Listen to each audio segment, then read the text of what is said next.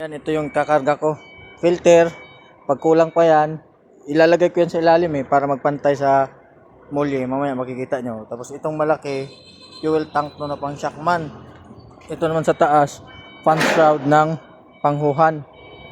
Yung dalawa sa baba, radiator na panghuhan. Tapos ito naman, intercooler na panghuhan din. Tapos may na panlikod. Number 1 tong sa baba, number 2 tong sa taas. Yan, 20 piraso din yan. Diyan ko ilalagay yung filter. Para yung malaki, yung fuel tank, ilagay ko dito. Tapos yung radiator at saka intercooler. Dito yung radiator, intercooler sa taas.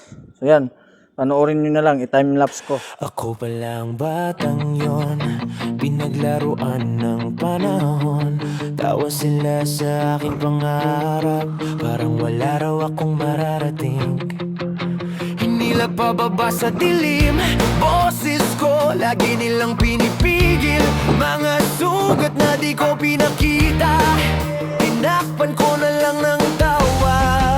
Ako palang bata noon, sinubok ng panahon, minamaliit ng iba, ngayon may apoy na sa loob. Ako palang bata noon, hawak ang bagong kahapon, mula sa luha at hirap, ngayon nagkaroon ng pag-asa.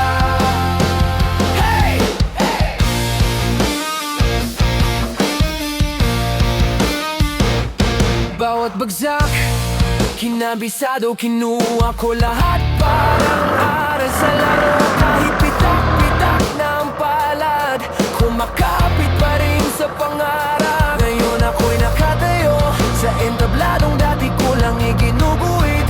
Di na ako alis sa liwanag, pangalan ko na ang isigaw nyo.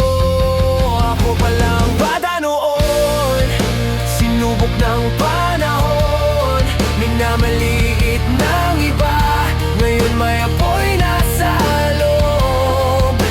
Ako palang bata noon, hawak ang bagong kahapon, mula sa luha at hirap, ngayon nagkaroon ng pag-asa.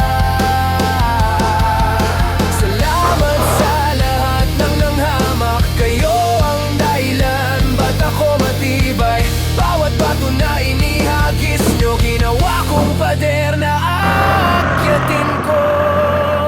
Ako palang bata noon, sinubok ng panahon, minamaliit ng iba, ngayon sumisigaw na